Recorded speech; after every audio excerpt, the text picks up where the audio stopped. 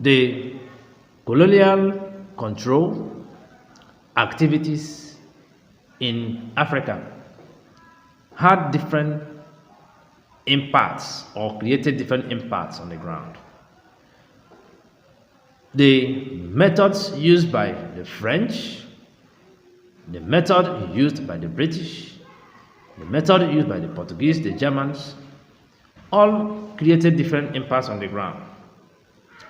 It is a very important fact, historical fact, that nationalist movement started late in the French territories in West Africa.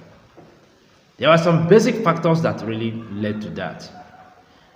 The nationalist movement in British West Africa, we are a bit early in comparison to the French in West Africa. Now let's look at some of the reasons that made nationalist movement to start late in French colonies in West Africa. The first one was that the French colonial policy, which we refer to as assimilation, was created towards making every citizen or many citizens in their colonies in West Africa or in Africa at large into French citizens. The assimilation process was really geared towards making all these people, all the people in their different colonies in Africa, into becoming French citizens. So there were steps and stages and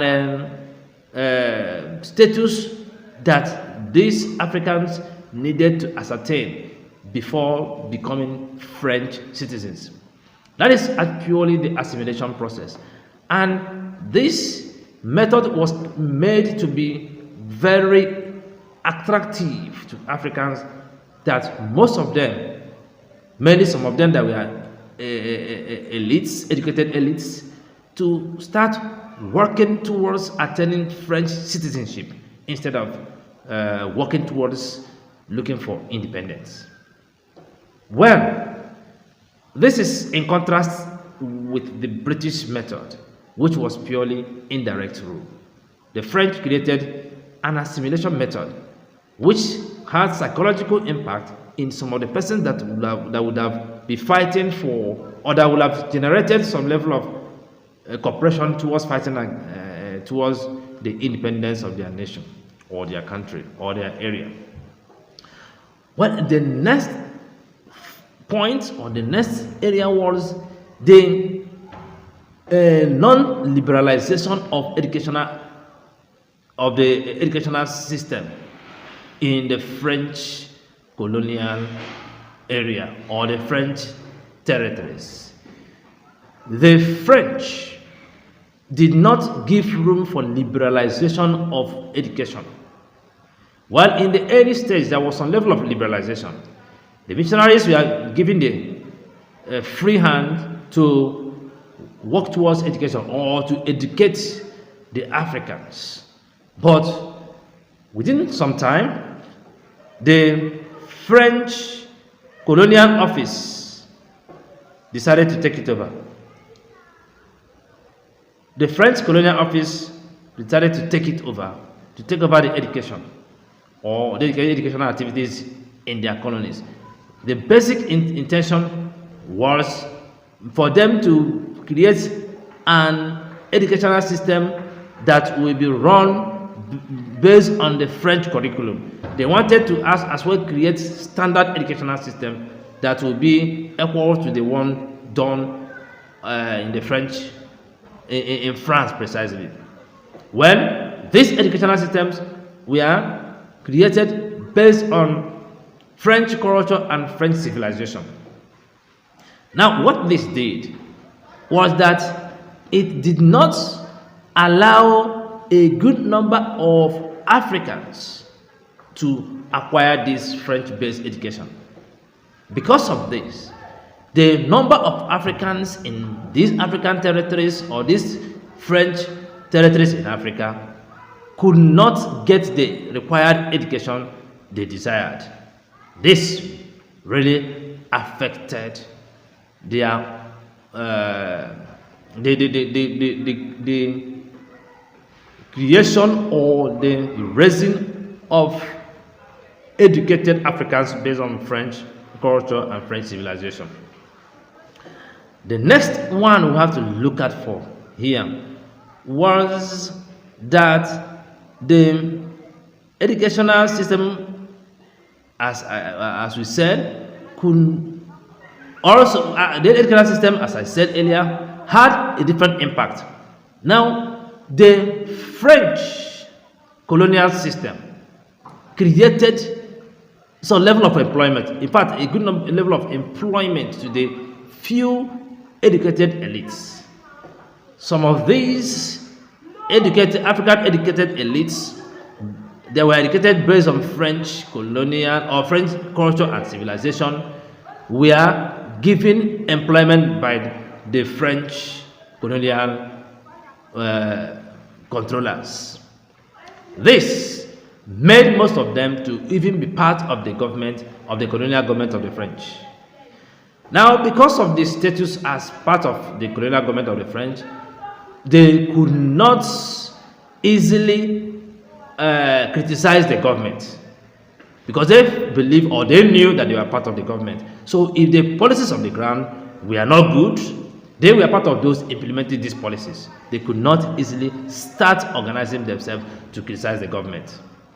Because unlike in the British colonial territories, where the educated elites were not part of the indirect rule system, they had to go and look for their own employment, however they get it or wherever they get it.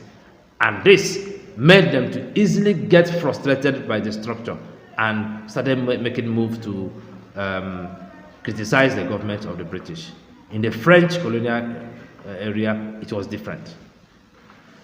The next one was that the French had very strong repressive method against any form of political association or parties within the locals. There was there were bans on the implementation or the creation or any form of association politically by the locals. This ban stayed up to 1946. To ensure the seriousness of this ban, the French colonial control gave level of authority to their personnel in each of their territories towards punishing anybody that disobeys this ban or disobeys this instruction by the French. Well, this discouraged or this led to the inability of Africans to create political systems or to create some level of association that will have helped them towards facilitating or encouraging or as well establishing nationalist movement. Well, the next one was that the territories of the French in West Africa, the territories of the French in West Africa, to a very high level, depended on France for survival, depended on France for money, for protection of their markets, for encouragement or the creation of policies towards growth. And then this did not really give them the opportunity to start doing anything that has to do with nationalism, because they knew that there was this outright dependence on France for sustenance. And this was not really a very good condition for any form of a nationalist movement. Well, the question is, how then did the people in the French colonies later decided to start nationalism? Well, the basic platform for nationalist activities by the locals in the French colonies in West Africa was basically that there was this desire they were able to develop against foreign rule. This became a rallying point for nationalist movement. And as well, the fact that also some of these nationalist movements were really making headway in some other territories in Africa. So there was need to seriously push nationalist movement in the French colonies in Africa, precisely in the West African sub-region. Well, today, independence has been gained, and Africa is also sustaining their growth. Unfortunately, it's on the low pace. Thank you for being part of our presentation. If you're watching us for the very first time, please help us by subscribing. If you're also watching us, or you're part of those that have been watching our presentation, please help us by sharing our content. We appreciate it. Thanks once again. I remain Fortunatus Honor.